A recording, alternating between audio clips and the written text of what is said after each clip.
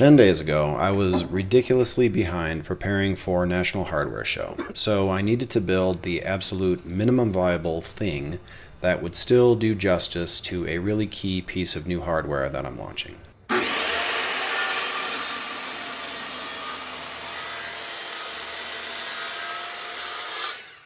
Of everything that just came out yesterday, I think this one may have the largest potential impact. At the same time, I also think that some people watching this video will have a far deeper understanding and experience in the industries in question.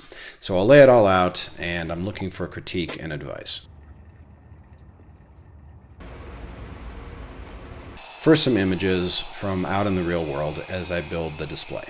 I expect these to look quite familiar to everyone. Hexagonal bolt heads or threaded rods with nuts sticking out from even high-end architectural timber joinery is a common thing. You've seen it in many interior spaces. I don't think much convincing is needed there.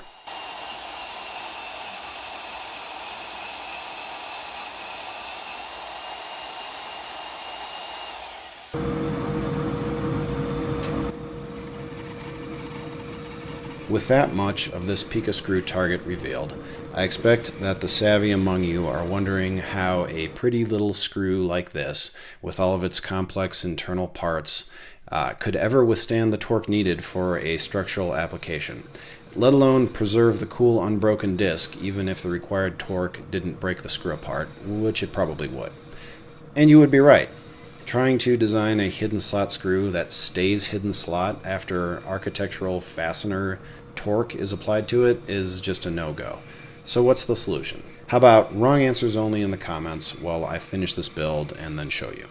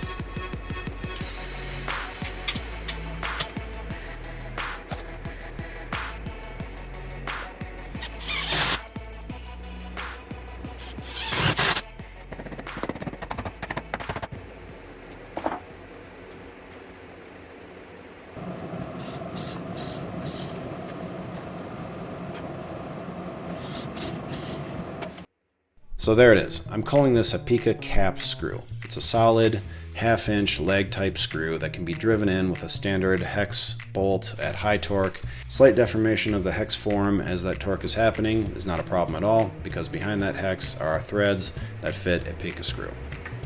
And when the two come together, the same flush, unbroken disc is presented to the world.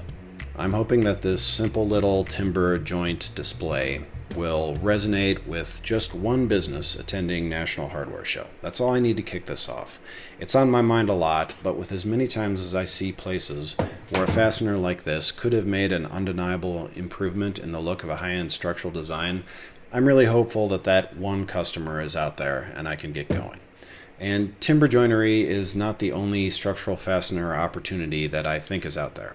Another real quick real-world example, if the concrete anchors holding this beam ended in flush Pika Cap screws instead of protruding threaded rods and nuts, this house, which I will say was on an architectural firm's website highlighting their design prowess, I think that house would be improved in a meaningful way.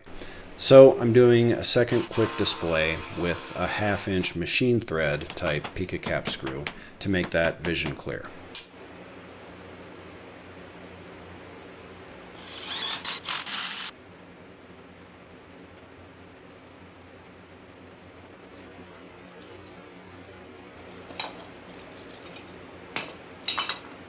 Alright, all this stuff has to go in my carry-on luggage because it came down to the last minute, which meant that I knew it was going to be that way. So I bought a small brick rather than a big one, which meant it cracked and I had to glue it together, and I painted it to kind of hide that.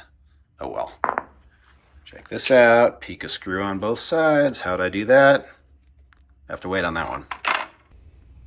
This is the biggest and smallest one that I've got listed right now. That could change in the future, but I think this will cover majority of applications. Really curious to hear what you think of this, especially if you are in any kind of industry or adjacent to any business that would need to get excited about this to get me my first customer. And it's not impossible that you're a woodworker and you're building some kind of backyard grill pergola system thing, and these would really fit the bill. So they are up for pre-sale along with all the other new hardware. Some of it, most of it, I haven't talked about yet. So check that out, link in description. One thing I'm thinking about, I think probably if you're still watching, you're fairly familiar with my channel, familiar with my workbench and the workbench similar to it that I built for Adam Savage. These would have been just fantastic to fasten the metal base to the wood top. For Adam's bench, because I wanted a clean look, I had to do this weird bolt from inside thing that really complicated the build. So I have some thought that maybe someday I'll sell not just twin turbo vices and bench dogs, but sell an actual full complete bench. And if I do that, it'll have the metal base because I think that's great, and it'll be fastened with these. So curious to hear what you think about that. That's a future ambition. I got a lot to get through before even considering that. Anyway, thanks for watching, and I'll catch you next time.